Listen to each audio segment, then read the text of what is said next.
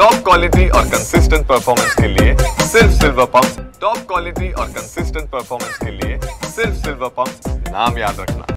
बीड जिल्ह्यातील कायदा व सुव्यवस्था अबाधित राहावी यासाठी बीड जिल्ह्यात जे आहे ते 19 मार्च ते 2 एप्रिलपर्यंत मनाई आदेश लागू करण्यात आले आहेत।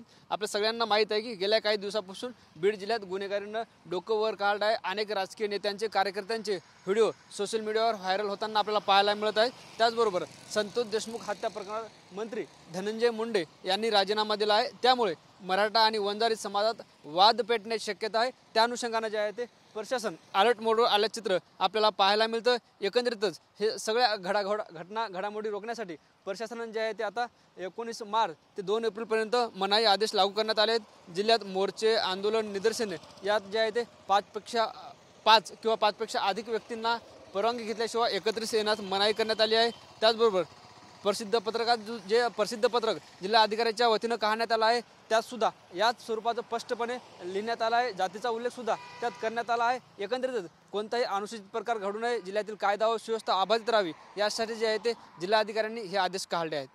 कॅमेरा पर्सन आप्पासाहेब मोरकरसह ज्ञानेश्वर लोंढे, TV9 मराठी, बीड।